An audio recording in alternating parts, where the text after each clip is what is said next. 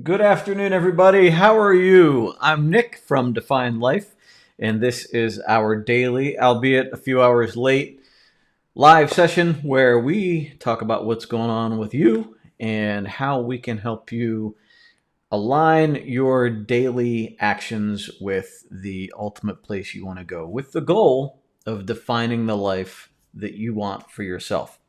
So, I am here today, a little bit late. Tried to get some last minute grocery shopping and house shopping in this morning for before the weekend, before all the people got out. I wanted to be with the fewest amount of people possible in public, so did my best to make that happen. Um, and I also missed yesterday because I had a plumber at my old place to look at a couple of things. So I apologize for that, but that's not something that I could afford to put off any longer. So, wanted to make sure that was taken care of. I hope everything's going well with you. I hope you have some nice plans for the weekend, some responsible plans given the world we're living in these days. And it's funny because it's hard. You don't know exactly how cautious to be or not because some people are going out and going whole hog. Other people are still maintaining a medium sense of distance, and other people are still quarantined in their houses, not coming out, not coming out. And I think it all depends on your risk level. I think it depends on, you know, uh, your risk tolerance from a personal perspective, and I think it also, the area you live in. Some places like where we are in Pennsylvania, it's dropping, and the cases are significantly smaller than other places. That doesn't mean that can't change, but we're still trying to be, trying to be responsible while also, trying to figure out what the right thing to do is. Definitely wearing the mask, definitely using a ton of sanitizer, washing hands, definitely trying to go out in the smallest crowds possible. And the one interesting thing I saw, I think it was last night, was that they were talking about risk is cumulative. So, if you do one thing, you're adding more risk the more things you do. So if you do one thing and then that's it, then that's your risk. But if you keep adding more things, you're increasing your overall risk, which I thought was an interesting concept. It's pretty common sense, I guess, maybe when I think about it, but not a way that I thought about it in the past. So, it's funny because I think we kind of pigeonhole people into risky people or, people that are not risky. And we don't understand that there's a continuum of like all of these things. So pretty interesting. But first, let's get to our meme of the day. Our meme today. All of a sudden, everybody has become Sheldon, and I had this thought today because I was just walking around, and it was just a little. I was musing at how different things are. I was watching somebody stand at the meat counter, and they're wearing their mask and whatever, and um, this is pretty much us, spraying Lysol and hand sanitizer and walking around like this. You walk into a bank right now, and you used to get arrested. They used to call the police on you if you walked in like this, but now it's normal. So, yep, that's where our life is right now. I'm going to hit the comments real quick. Hi, Suzanne from Florida. I hope things are nice and warm down there for you. We are coming out of what I hope to be our last cool days. It's 70 and rainy right now. I think it's going to be that way today. Tomorrow, 70 and sunny. And then we're hitting into the 80s, mid 80s, high 80s for next week, all week. I'm kind of looking forward to that. Although I do like keeping the windows open, and I'm thinking mid 80s, not going to happen. I will get vetoed real fast on that. Angel, good morning, or good afternoon. Good afternoon, Amy. Good morning, sis. Good day. I have to leave soon, but wanted to say hello. Sis, thank you for stopping by. I appreciate it. Lori, good afternoon from New Jersey. Hi, Anna. um, and Sharon says, today's life lesson, do not put an immersion blender into a full coffee cup. I actually don't know what, because, yeah, I got you. Yeah, I'm guessing that went everywhere. Made a little bit of a mess. Yeah, I've been there. I've made a couple of messes. I've broken a lot of things over the past couple of weeks. Broken shelves, made a lot of messes. I spilled a coffee cup.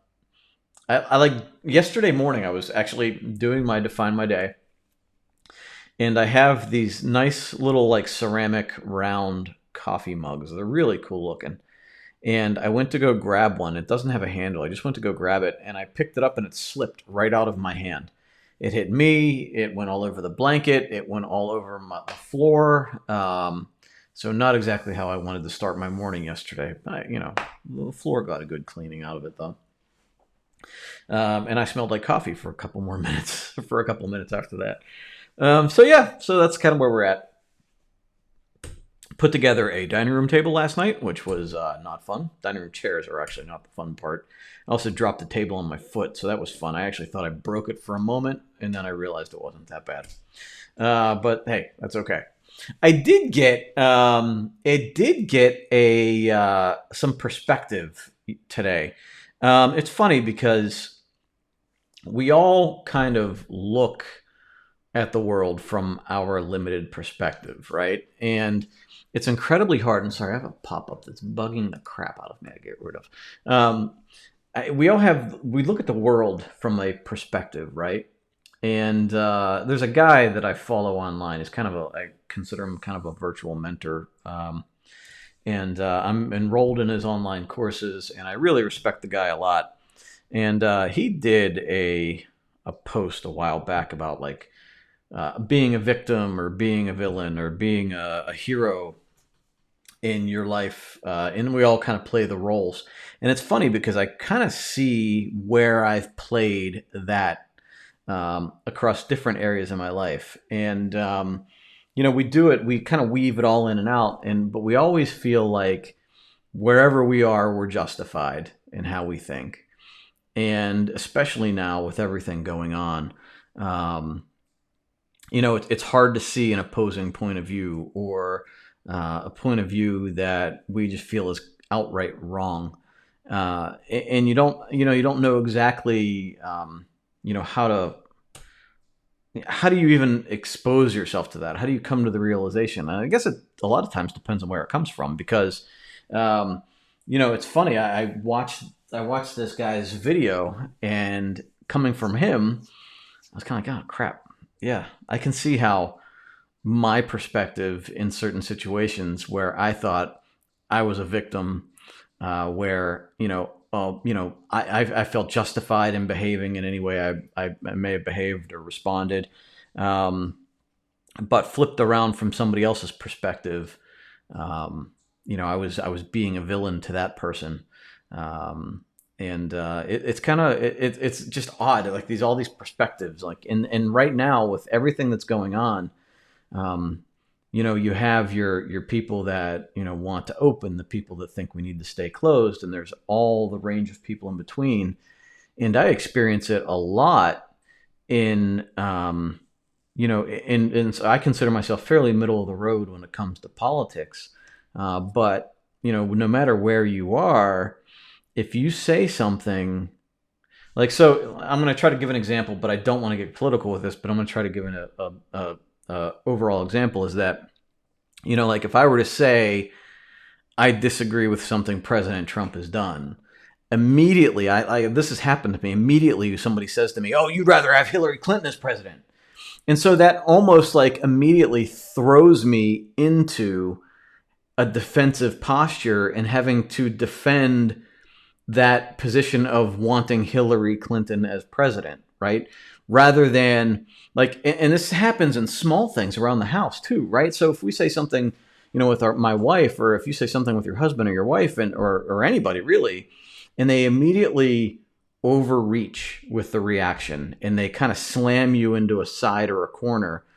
And then you immediately find yourself trying to defend this position that you put yourself in when it's really not even the argument. And it's really not even how you feel. But because like you were just kind of like slapped, you find yourself in this place where you're going, whoa, how did I get here? Right? But you're not even aware of that. You're too busy trying to fight back. And so I think, of all the things that happen in those interactions, one, I think we have to give a little grace before we respond and do that to somebody.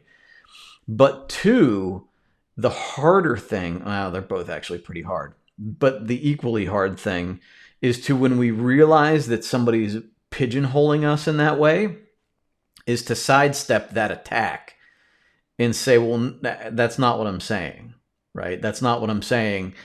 I am saying this, right? Like, so this is where I'm at. We can talk about this other thing at some other time if you like, or maybe just right after I address this thing that I'm trying to address right now. But I am not saying this, okay? And it's really hard. It's because you're all of a sudden you're almost overwhelmed by this subject matter that might get thrown at you, and you just have to hold it. So, and a lot of times, like now with the whole coronavirus thing, when you're, now they're like the people. I just saw somebody posted something about, calling the police if I'm not social distancing, like that sort of thing. And it, like, there's just this left and right push and pull, and who's quarantining and who's not, and all this other stuff. And, there's all these perspectives. And so when you look at like people that want the economy to reopen, they're probably experiencing, they might be looking at it from the freedom perspective, but a lot of people are also looking at it from the monetary perspective. I thankfully have the ability to have some cushion and maintain income through this whole thing. But I feel for the people that, they might get sick, but they definitely will suffer if they don't make money right now. And how do you're not worried about getting sick when you can't afford to put food on the table because you can't work, right?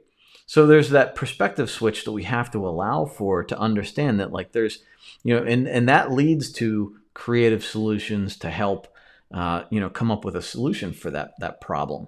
But when we're too busy just debating the points of it rather than, trying to work out a solution, it doesn't really help. We don't really do anything except just beat each other with facts and figures and articles and proof and, why we're right and why the other one's wrong and all this other stuff. You sidestep some people that you can't have a conversation with, but you also then try to have really good conversations with the people that you can, and maybe you find some other people that are on the edge that can come in and join on that conversation with you.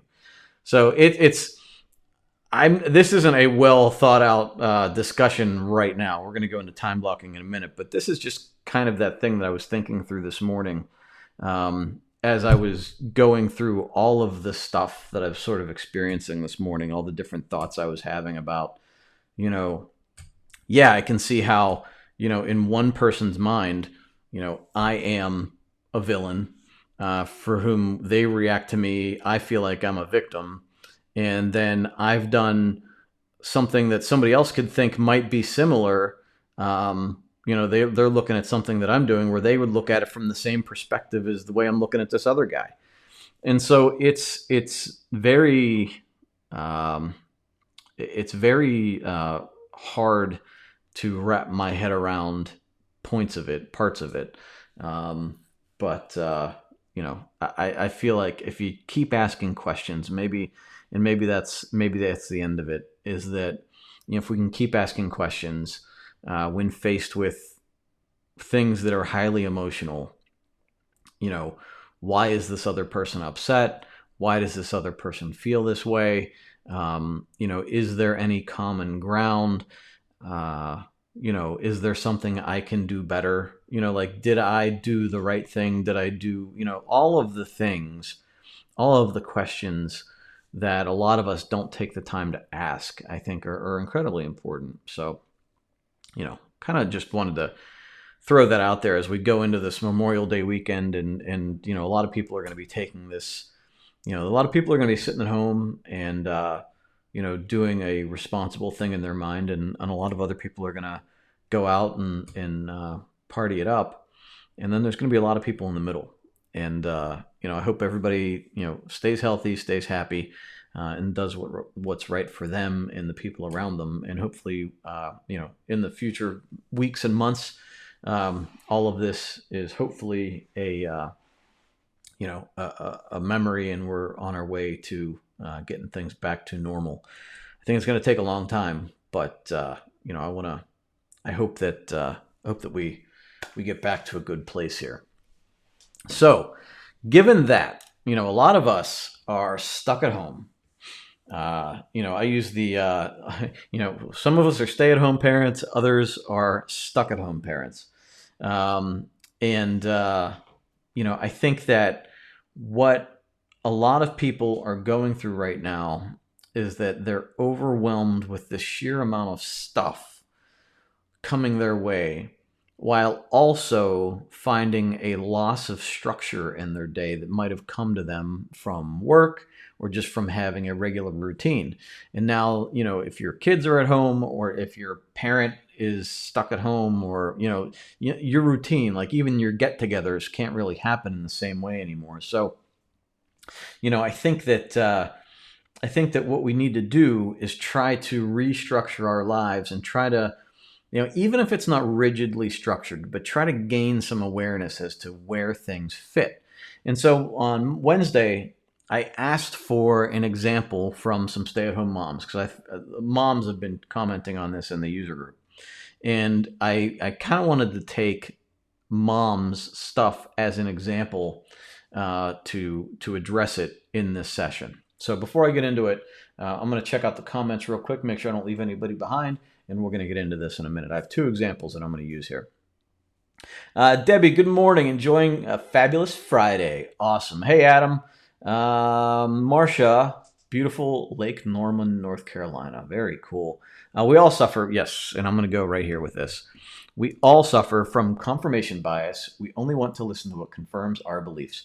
And we talked about this last week, right? Where, like the internet, everybody felt like people just become more educated with the internet, when in reality, all people are doing is going out to seek their own confirmation. Like they're seeking the opinions that support their own beliefs. And you can see this because a lot of the conspiracy theorists right now are reaching real far for some videos that confirm their beliefs. Like I saw a guy, somebody sent me, and it's sent it to the wrong person as far as I'm concerned, but sent me a video that was talking about, like, it's supposed to be from like Alabama or something, where they were threatening to like handcuff people and force them into getting a vaccine. And like it was so grainy, like you couldn't see the lips moving, and it was completely acted out, and they were dubbing over the person talking. And they were using that as like, see, this is what's happening. And it's not happening, but people reach out to find that. And so, like there are good sources of information, and we need to pay attention. Now I understand like there are biases, right? There are slight biases in media. There's some more extreme biases in media, but for the most part, we have to watch where we're getting our information and don't suffer from the confirmation bias. Seek first to understand, like Marcia says here, seek first to understand, but also make sure you're getting good information. Hi, Levi. I am on now. We're a little bit late today. Good to see you too. All right, so we had 2 people that posted in the user group, and they answered my call for examples of things that have to get done in a day of being a mom, right? Especially a stuck-at-home mom right now with kids that are probably homeschooling. So this person listed self-care, which a lot of things can be encompassed in self-care for each individual person. Get dressed, make the bed, define my day, load the dishwasher, I'm assuming, load or unload the dishwasher, laundry, breakfast, work, paperwork, household paperwork, exercise, meal tracking, supper, prepare supper, eat supper, recharge electronics, clean out the litter box, homeschool my kids, go to any appointments that I have to, and run errands, right? So a lot of stuff that goes into one day. The next person wrote, got to do laundry, load the wash, change the wash, load the dryer, take clothes out of the dryer, fold it, iron it, all that stuff, right? Take care of the dog's flea and tick issues, prepare dinner, like pre-prep dinner, make breakfast, homeschool, do the dishes, vacuum the house, check pool chemicals, meal plan, grocery shop, reboot the laundry, which I don't know what that meant, but if you're watching this, let me know what reboot laundry means. If anything, my washer has been acting weird, and that might need to be rebooted. Check the mail, take out the trash, clean the house, plan my day, give my kids and animals their medication, take my own medication, review the household budget, and read. So all of these things that we have going on. And I would bucket these things. None of these are a waste of time, right? Like none of these are time wasting things. None of these are things we can throw out. So if on this list of things, I would have seen, screw around on the internet and watch TV. I would have said, well, let's put those in their own bucket. Now, those are probably happening. They're probably viewed as relaxation time or something like that. But in this example, they don't exist. So we're just going to assume that this person is not doing any of those things. So let's go after the rest. We want to separate these things into a couple of different categories. One of them is going to be disciplines. So a discipline is something that you have to do every day, and it's just sort of a thing that you check off. You want to integrate it into your routine the best way possible. Self-care is going to get put into there. Making your bed is going to get put into there. Define my day is going to get put into there. Exercise is going to get put into there. Meal tracking is going to get put into there. Even something like recharging electronics, because the worst thing that can happen for you or your kids is you go to use your electronics and you can't find one that's charged. And then you got to wait and you have crying kids and you can't get what you need to get done. And when that happens, like that small little thing, that small little forgetting to plug this in, can then take you off path, right? Because you're like, okay, now I got my time to work or my time to read my Kindle or, get the kids situated. And now you're not ready to go because you have a device that's dead. So pre-planning that, and I go through this with my boys. In fact, this morning this happened with my kids' Nintendo Switch. Like, charge it before you go to bed, because I'm not going to run around and try to find you a charger. I have my own things to do. So you got to charge it before you go to bed. And if it's not charged, you're going to have to suck it up, right? And that's kind of the conversation I have with my boy. It's almost exactly the conversation I have with my boy. And we and it's the same for us. Like, I need to make sure that my Kindle is charged if I want to be able to read it, right? And if I go sit down tomorrow morning and go to read and my Kindle's not charged, well, that's screwing up my time that I have that scheduled. So now I have to adjust.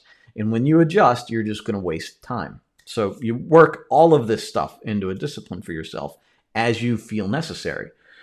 The homeschooling has to happen. We have to work that in there, right?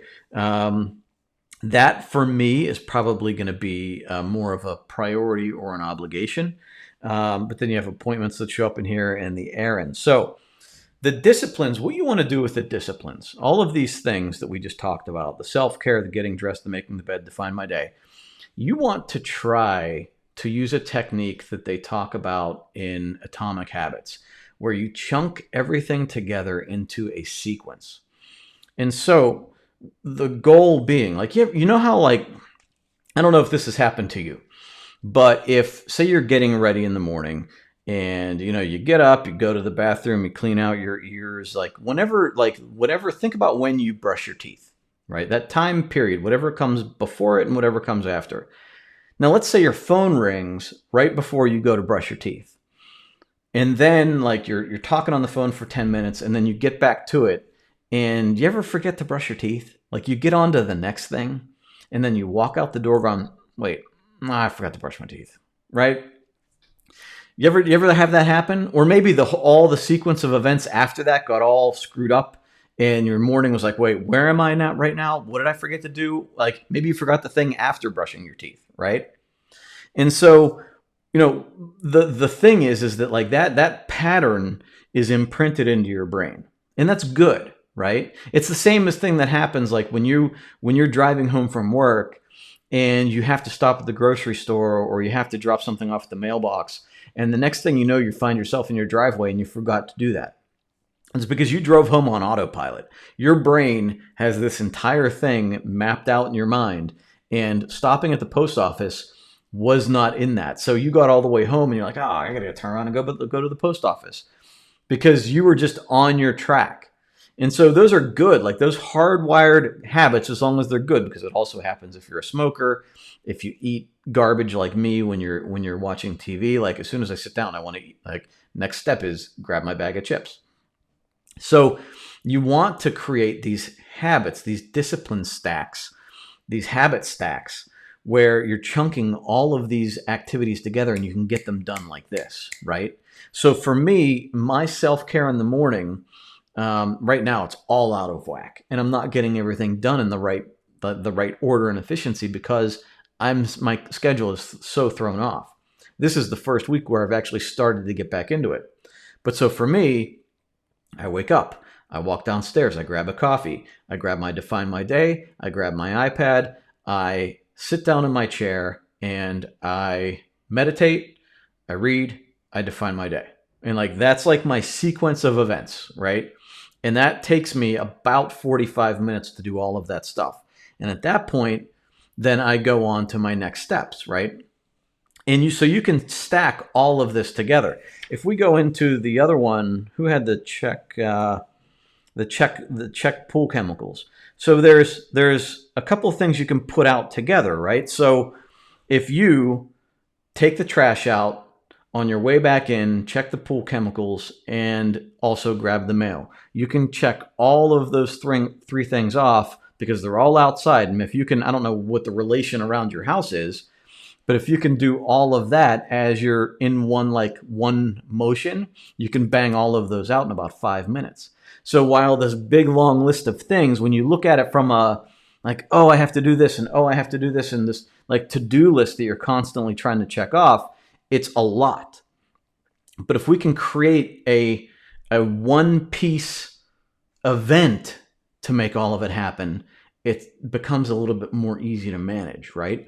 So, I would say, call it, like, to be generic, if you're time blocking it, call it outdoor activity, right? Or outdoor responsibilities or something like that. Or just, for me, the way I would put it on mine would be pool, garbage, mail, right? Like pool / garbage / mail.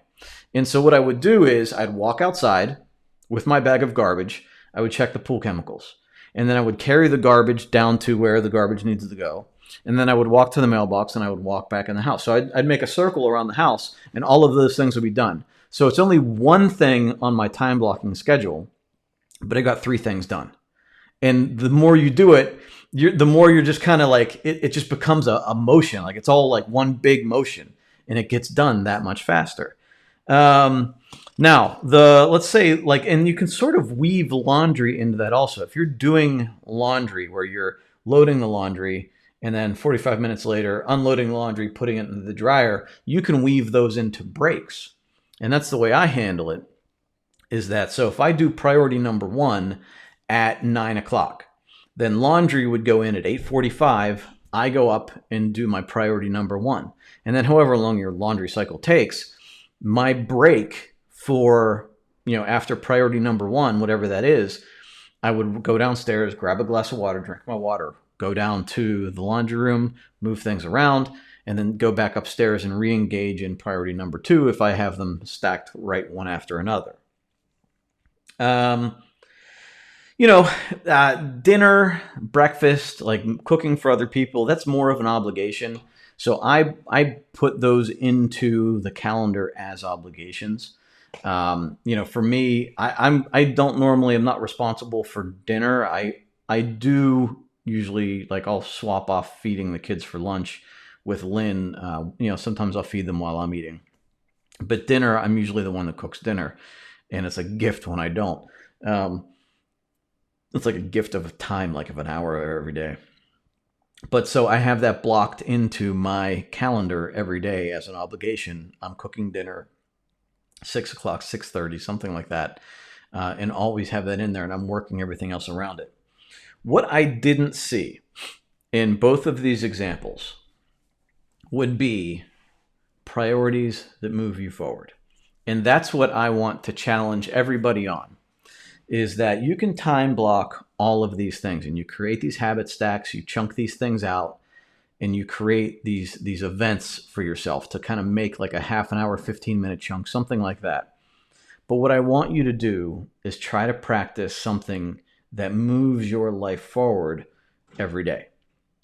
And that can be a half an hour long, it could be an hour, it could be 2 hours, but it's something bigger than the daily obligations, disciplines, and things that we do. And it's different for everybody. right? It could be learning an instrument. It could be getting healthy. Like if your health right now is a priority, then you can like exercise for you might be your priority. But then it's going to have to like as that becomes more of a habit, if that becomes more of a discipline, you have to kind of grow into a bigger priority.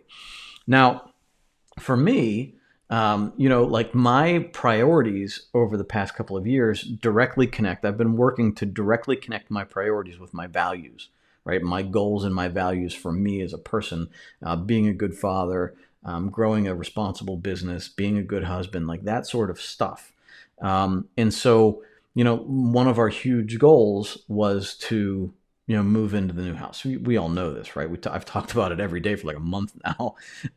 But so that was my big goal. Now, so that being my big goal, it's not like that could be directly related to daily activity where I'm like, okay, today now priority number one is work toward house. But it was always up there, right? And so daily, I would like try to grow my business, right? So I was doing something that would grow my business every day.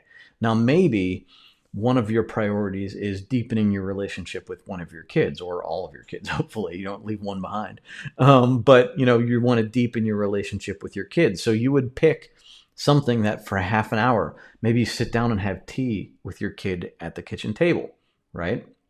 Or maybe it's with your spouse and you sit down for a half an hour and schedule time to sit down with your spouse. And maybe you come up with, okay, let's just say this. Let's say that is your goal. Let's say deepening your relationship with your spouse is one of your priorities, right? And so you would make that into maybe a 2-task thing. One part of the task is sitting down for that time, that 30 minutes or 1 hour, whatever. Maybe task 2 would be think of a topic before you sit down. So, like say like an interesting question. So we have these books back here, wherever they are, over there, like the couples like inspirational, like you can even Google things like, what's something, like a topic starter, a conversation starter that I can have with my spouse, right? And so task number 1 is schedule a time to sit down with my husband or wife or my kids. And task number 2 would be, come up with a topic that we can discuss. It doesn't have to be serious. It could be anything stupid. Who's your favorite Olsen twin? Like whatever and why. Like it can be that crazy. But that can be your priority for the day. And that little bit, like just creating that little bit of a gap, like that little intentional thing that's moving you toward that ideal place that you want to be in your life, that ideal person that you want to be, right? So that's where we're going with this, is that we can get lost in all of this stuff. I mean, look, this list, let's go through the list one more time real quick. Self-care, get dressed, make bed, define my day, dishwasher, laundry, breakfast, work, paperwork, exercise, meal tracking, supper, recharge electronics, clean the kitty litter, homeschool, appointments, errands, like all of that stuff. We can fill our days with that stuff every day. But when we can try to organize it into chunks, right? And find 15 minutes, 20 minutes, 30 minutes, an hour to spend on doing that one thing that moves us towards the person we want to be.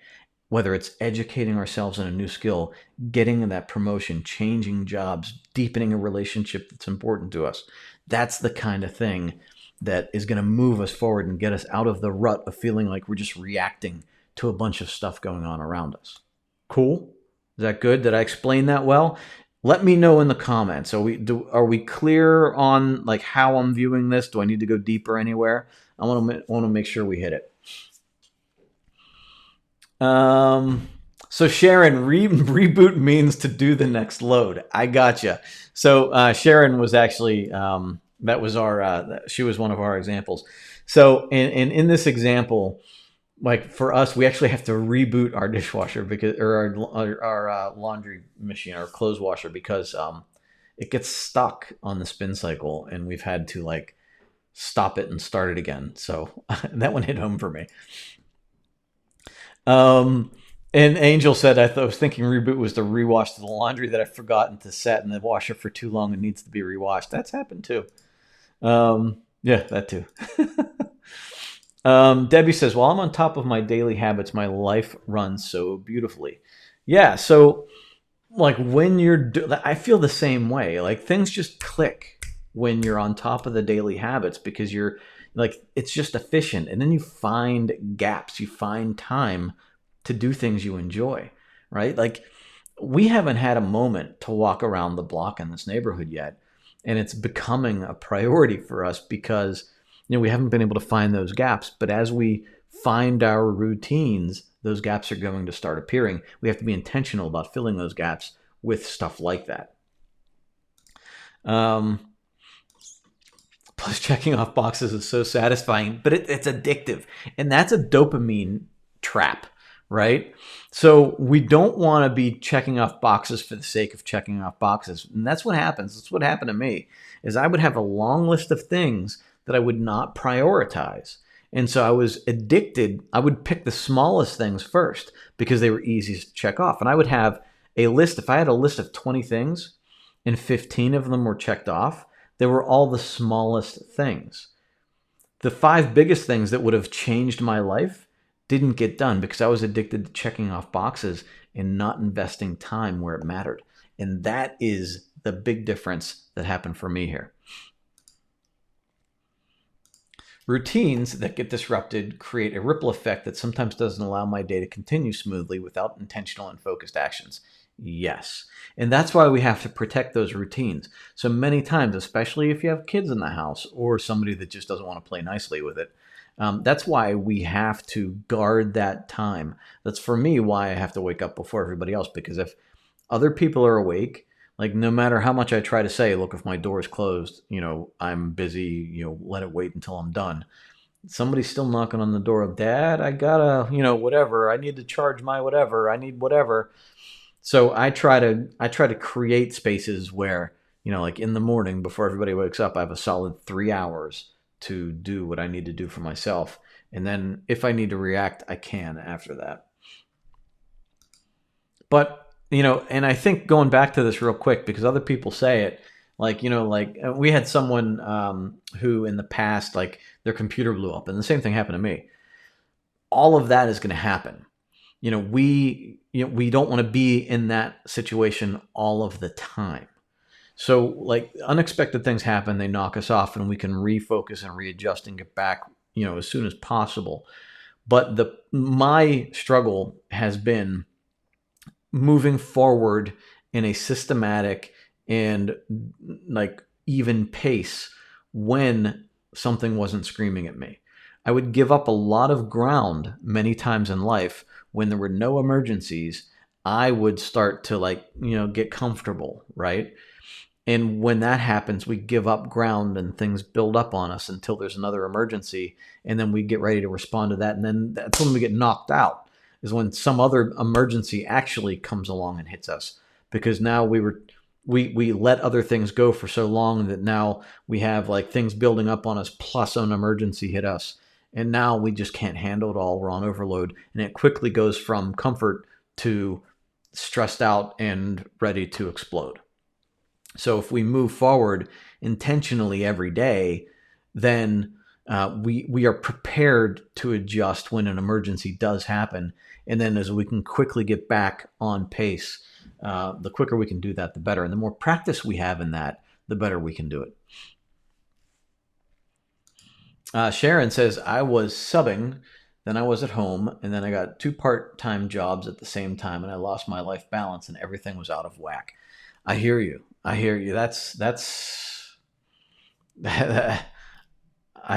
hear you there. Sis says, I like to do laundry with meals. Start laundry before breakfast, dry laundry before lunch, fold laundry after dinner while watching an episode. That is a great example of a built-in routine, right? So she has habit stacks built a couple of times throughout her day. Sis, that's exactly what I'm talking about. Good for you. Sharon then says, then a kid husband interrupt and thread of chunk gets lost. Next thing is 45 minutes later. And so I'm going to use my father as an example today. So my father did something today to himself from an IT perspective. And He needed something resolved like ASAP, right? And so I sat with him, but as I was sitting, like talking with him, talking him through it, I'm thinking to myself, the time is ticking away. Like I'm being diverted from what I was supposed to be doing. And it's funny because I was doing my time blocking. I was sort of backtracking my time blocking before this session.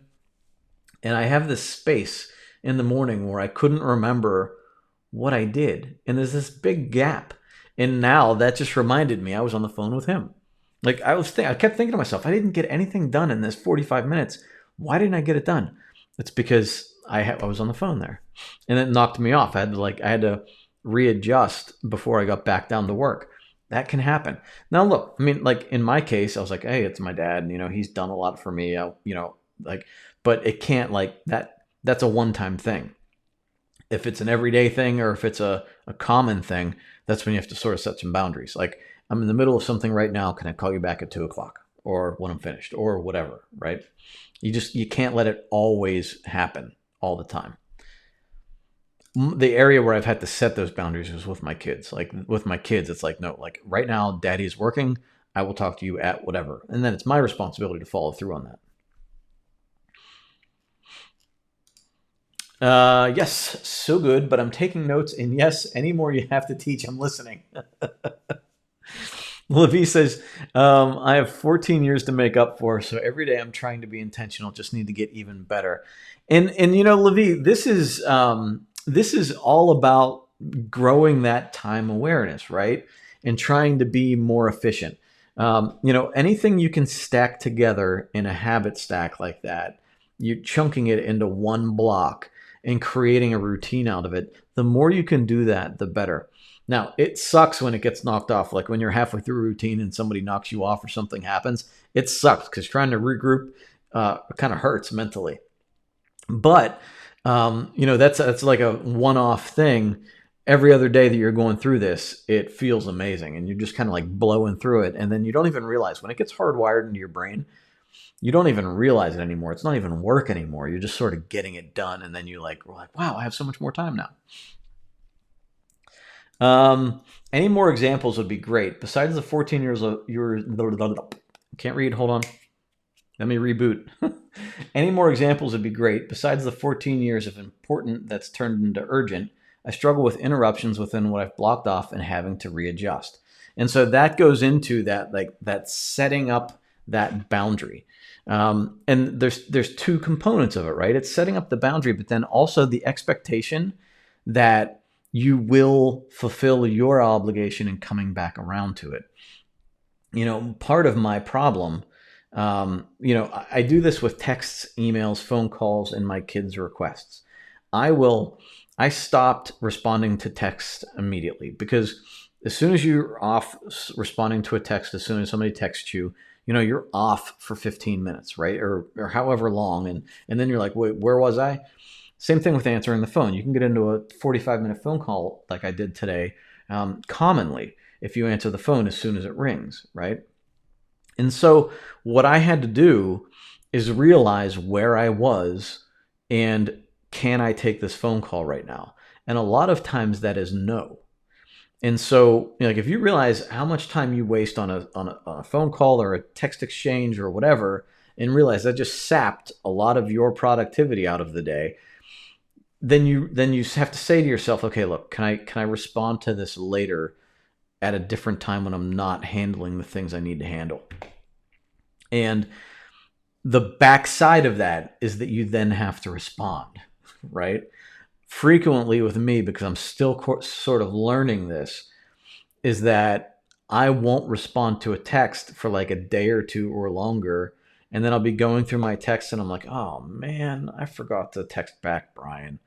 With my kids, this happened a lot with working out. Like they would want to exercise. They would come to me and say, hey dad, can we work out? And I'd say, yeah, sure. We will at 2 o'clock. But then 2 o'clock rolls around and I don't feel like exercising anymore. Or I'm stuck doing a project or whatever. I need to uphold that obligation. I'm trying to teach them proper boundaries. I'm trying to teach them how to maintain their time. I need to help them with that by proving to them that I will fulfill that obligation. And at 2 o'clock, I'm here and ready for you. Are you here and ready for me? The answer better be yes. Let's go. Right. And so it's guarding your time, but also valuing and respecting your time and the other person's time so that you do come back and fulfill that obligation. I'm still working on the fulfilling. I still will let a voicemail go and then I will forget. I will let a call go to voicemail and I will completely forget that it ever came in, and I will not look at it and my voicemail will be full. So I'm working on it. Not perfect. I'm getting there.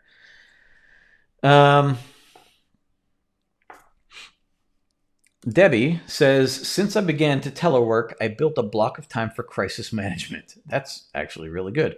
It seemed odd at first, but now I can get back on track without missing my timetable for tasks that must be completed.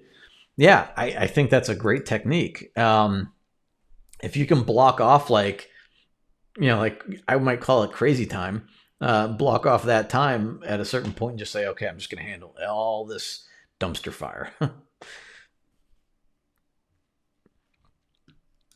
Sharon, Levi says, Sharon, yep, me too. I had 10 years of someone intentionally interrupting me, and that hurts. It does hurt. And a lot of times they don't mean to, they just don't know any better. It's habits. We all have these patterns built up over years of decades of our lives, and it's hard to break those patterns.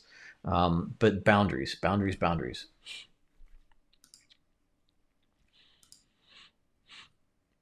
Yeah, and so how do you, and then that's it. It's just boundaries. So Levi is saying, it happens to me all the time. How do we build time when that just keeps happening? And it's just the boundaries. You have to feel comfortable saying no, right? And what happens is you'll feel more comfortable the more aware of how valuable your time is. So the more you see all of these things blocked out in your day. So, habit stack 1, which is get ready for your day. Habit stack 2 is get everybody else ready for the day. Habit stack 3 is whatever, the outside habit stack, all the things we're talking about. The more you see all of that and understand how valuable your time is, you'll feel more empowered to say, I will get to it, but I'll get to it later. You just have to get to it later is the thing. You have to respond. Or if your response is, that's just not something I can take on right now, that's okay too. You'll feel more comfortable saying I'm never going to take that on. But we don't. It's a human phenomenon for us to say, yeah, I'll help you out with that. When given the choice in the overall grand scheme of things, we would never do it. We just want to because we want to feel like we're being nice, we're being respectful. But in reality, a lot of times just making that person, solve it themselves is usually a better solution because it leads to them solving it themselves more and more as time goes on.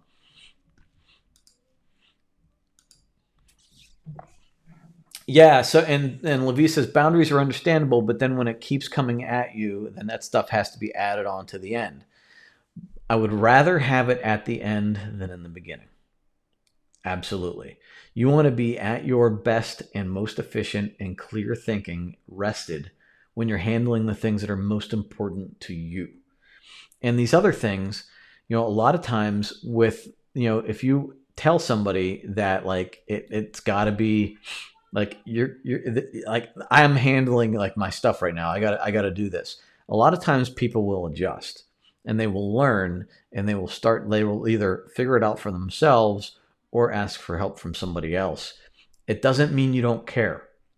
It doesn't mean you don't want to help. It just means that you're not reacting to other people's stuff. Yeah, text and calls, it all does a lot of throwing off, and it all adds up. 15-minute phone call here, 15-minute phone call there. If that happens 4 times, that's an hour of your day gone.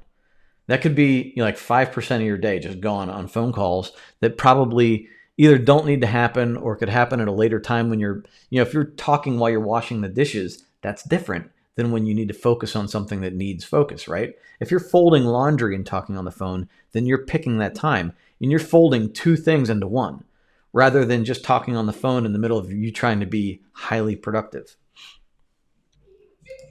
Incidentally, that's when I like to watch TV. I try to watch TV while I'm washing the dishes or something like that because I consider the washing the dishes kind of a waste of time anyway from a productivity standpoint. So I can waste time doing two things. One thing I enjoy and one thing I don't enjoy. Unknown says, I've been using the DMD planner for months and I didn't use it consistently enough to get results. I resolved to use it every day this week, and yesterday I had the most blissfully productive day I can remember. Love the post and appreciate all you do. Thank you. That's awesome. I love that. I might actually use that as a testimonial. Thank you. I'm glad. I'm so glad to hear that. It's pretty cool, right? So it's hard. Like when you don't buy in completely to the process, it's hard to get the results you want. But then once you get the results, you're like, oh my goodness, right? And so what I challenge you to do is that as you get results day in and day out, don't back off the process. And I put this challenge out there to everybody. Don't back off the process. Don't do what works until it works and then quit. Do what works and build on your success. If it works when you're unproductive and when things seem out of control, imagine what it can do when you are in control. You just build on it and you will find yourself in a place that you can't imagine being in. So thank you. Levi says, I have an administrative assistant mentality that I need to break because 20 years of having to stop when the phone rings. Yes. And I can tell you, as it even exists as a business owner, as a son, as a parent, like you always want to keep your customers happy, your parents happy, your children happy, your spouse happy. And so you want to answer the phone every time. There is a level of respect given to people that are always available by phone. That doesn't mean they are not stressed out, overworked, and crazy, miserable sometimes, It's when I stopped answering the phone every time somebody called as a business owner that I finally started getting more done. It's only that when I stopped answering the phone every time my parents called, that I actually was able to have a good conversation with them because I didn't feel like I wasn't resentful for having a conversation that was taking time away from other things I needed to do, right? And so I was able to better focus on the conversation because I wasn't in any other kind of mental space other than I would like to talk to you, right? Good. That's awesome.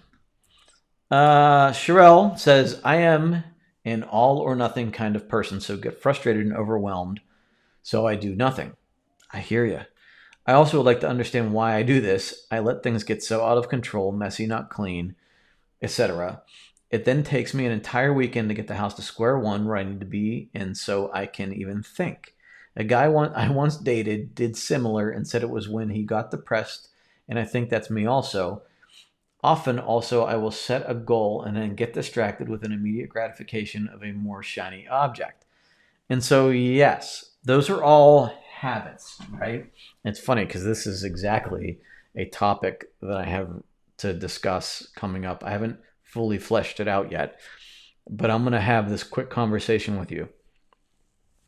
So we, are in the habit of switching. As soon as we get a little bit, like we're going and as soon as we get a little bit of resistance, we switch to something else, right? I was in the same place. Everything from having an aquarium, like I would build this nice, beautiful aquarium, and then once it was done, I would let it go. Or once it got hard, I would let it go, and it turned into a green mess. Projects at work are like that. We start a great project, and all of a sudden we're like, oh wait, this looks cool too. And then this other project is 99% done, but 99% doesn't matter. It has to be 100%, or it doesn't do anything. So, I like that's an entrepreneur mentality too, right? Like it just happens. And a lot of people can work around it, but a lot of times we just need to practice finishing things. We need to work to completion. What else did you say in there? I think the other thing is that we're addicted to that gigantic change. And I'm going to take you off the screen here, but I'm still speaking to Sherelle here. We're addicted to that big change, right? We're addicted to losing a bunch of weight and not just living a healthy life. We're addicted to seeing that change from a messy room to an immaculate room. We're addicted, like for me, even addicted to seeing a messy yard to a well manicured yard. Um, we're addicted, like we see that gigantic change and we want that, like, it's almost like a movie montage where things are a mess and all of a sudden somebody's like, there's a 3-minute song and all of a sudden everything's fixed. We love that. We love that. We don't like maintaining things isn't sexy. Slow growth isn't sexy. But it's the healthiest place to be. And so, but while we want to go from like craziness to like or not crazy, I guess the craziness isn't the best word. But if we want to go from clutter to a clean room, it's sexier to see that immediate change and see that, like people even do it on Instagram, right? Like, oh, I went from this to this. Wow. And everybody makes comments and it's amazing and whatever. But nobody posts like my regular, everyday, always orderly room, right? Like it's just not a fun thing to talk about. There's no big change there. There's just orderliness. It's nice to go from, like 100-pound weight change, or even 20 pounds is huge. I know, because it's hard for me. But we want the before and after photos. We don't want like the maintenance. Like nobody, like very few people post their, look, I haven't gained a pound in 10 years. Or I've been running for 10 years and look, I'm still the same. Like that just doesn't get attention, right? We're wired for big changes. And that creates all of this stuff. And for me, I feel, and this might be different for you, but I feel my depression, and it all stemmed from me not having good disciplines in the very beginning. I didn't know how to, there are a lot of other things going on, but I didn't know how to maintain a level of normalcy, and things would build up to the point where it just seemed like a disaster, an insurmountable disaster. And that created depression. And then you get a dopamine hit. Like I would make a gigantic change and I'd get a dopamine hit and I'd feel really good about it, but I would slide back into neglect again. And we have to break that cycle. And so, and that for me came a lot from this process of being intentional daily. It's not sexy. It's not sexy. It's not exciting, not at all. But it's what makes a real change. And so you start making a small change every day, and we get into that hockey stick, right? Where, that small change is almost imperceptible until you get, days, maybe even months down the road, and that 0.01% change, then all of a sudden starts taking off, and you look back and go, wow, I did come from, like, I can't believe where I came from. So focus more on that slight improvement every day. You don't have to wear yourself out. You don't have to get overwhelmed. Just see a small improvement every day. And that can make a huge difference over time, to the point where you'll rewire yourself and won't even realize it. And then all of a sudden life is completely different. Sharon says, and I can't see the string, so I'm not sure, but not habits, LOL, homeschooled kids who need a 2-liter bottle and a butane lighter for chemistry, helping find lye, cabbage, toilet bowl cleaner, window cleaner, etc. for chemistry experiment. So Sharon, what I would say in something like this, I can't see exactly how this is on Facebook, so I don't know how you're responding exactly, but the way I would look at this from my kids, if they came to me with a list of things they need, did they come to you right when they needed it, or did they give you, did they come to you when they got the list of things they needed? And so for me, if my kids come to me and say, I need all of this and I need it for class in 20 minutes. Yeah, well, that, my response could be, well, that's not going to happen. Or 2, I'll take care of it this one time. Next time, you better give me better notice. And then I can work that into my my shopping schedule, right? Like, so if Thursday is the day I go grocery shopping, or 7 a.m. is the time I go grocery shopping because nobody is there and I can get in and out quickly, and it's part of my morning time and not part of my priority time.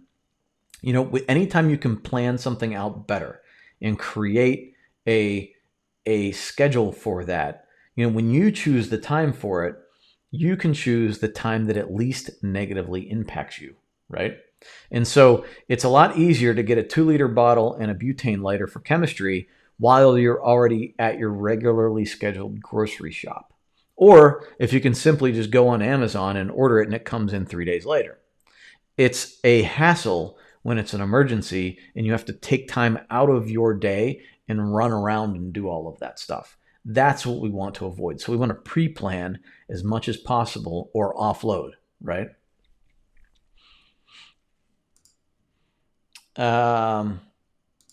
Amy says, the habit stacking is very much like a child psychologist I once heard when trying to help kids, teens and adults, establish a routine.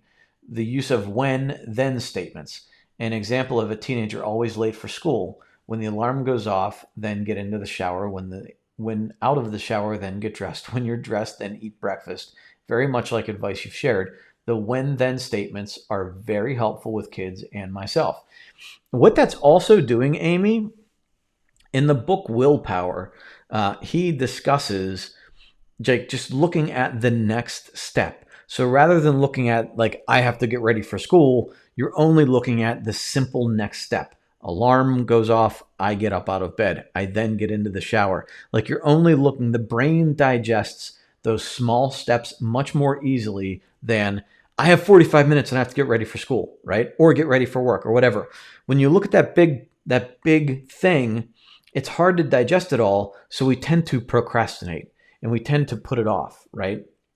And so if I were to look at my yard, and I'm looking at it right now, right? I'm looking at my yard going, oh my, we have to do a ton of stuff.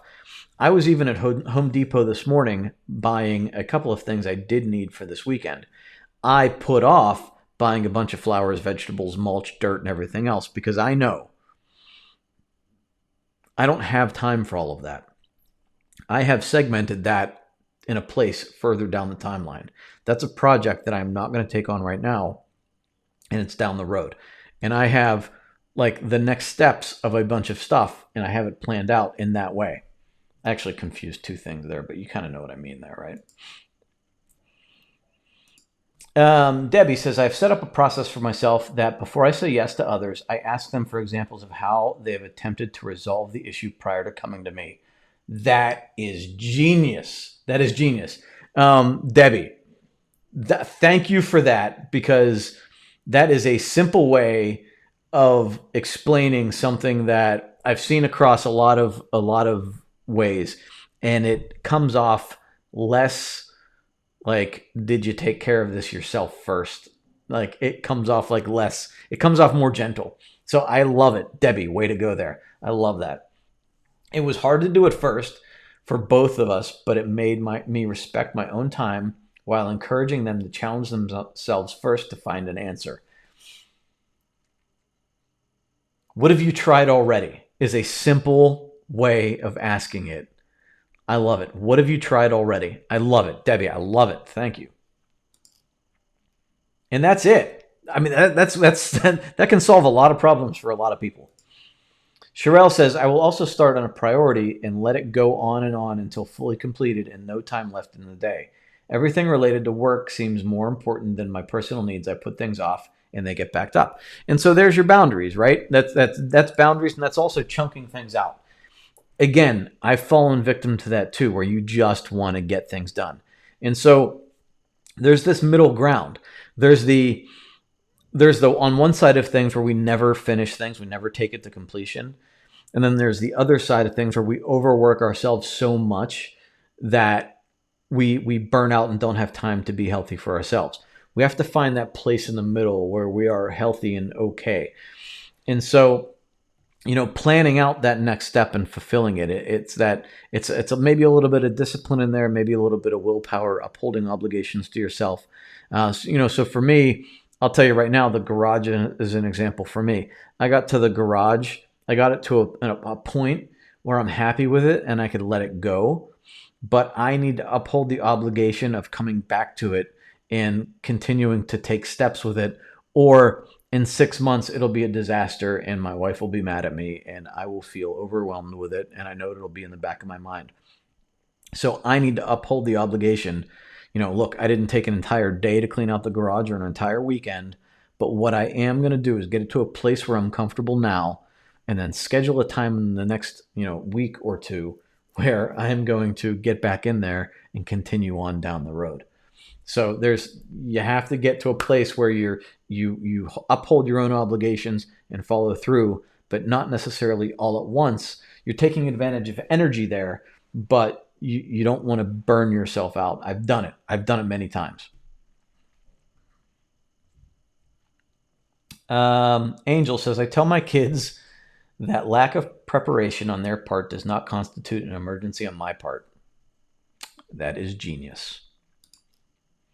Sherelle says, yes, disaster, depression, going out to escape, spending money I don't have, adding calories from food or drink I don't need, and feeling too tired the next day to be effective. And it just continues, right? It just continues. I've lived it. I get you. I get you. Francine says, came to this late, sharing so I can get the rest later. Thank you. Hi, Francine. Seems to be something I really need to see here, concentrate on. Well, I appreciate that. Thank you. We'll be here. It's here saved on YouTube and it's saved on Facebook. So thank you for joining us. Willpower, by whom? You're going to make me look it up. I could not remember. It's Baumeister. But hold on. You know what? What I'll do is I will post the link in the comments here for you. But Willpower, one of the authors was Baumeister, and I can't remember the other guy's name. But I'll get you the whole link in the comments here. Debbie says, I'm halfway through rebuilding my house from a tree crushing it last September. Wow. Workers are still not back on the job here in New York due to the virus. And also I've become virus unemployed in the last few months. So the extra money we're going to add to the project is no longer available. I'm sorry to hear that. We are figuring out how to live in a half rebuilt house for several more months. I'm doing a few small tasks a day, and my payoff is waking up to a working kitchen or all of the boxes are in the garage. Being overwhelmed didn't fix how do we live like this for many more months, but taking a small action every day is. Perfect is not an option here. Progress is a daily reward. So you are taking a situation that many of us may not be able to handle very effectively, and you are doing a great job by exactly what we're talking about here. It has to be done, right? So you just press on in a manageable way every day. Good for you, Debbie. I'm sorry to hear that happen to you. It's a terrible situation, but I'm glad you are doing what you need to do. That's amazing. All right, I'm going to get off and on with my day. I thank you all for joining me. It was a pleasure being with you. I hope you are having a great Friday. I will pop in through the weekend. I might not be here exactly at 10 o'clock. I will do my best, but I have a lot of things I need to do this weekend. So I will be popping in. If I miss you, have a great Memorial Day weekend. Stay safe, stay healthy, keep moving forward, and I will see you soon.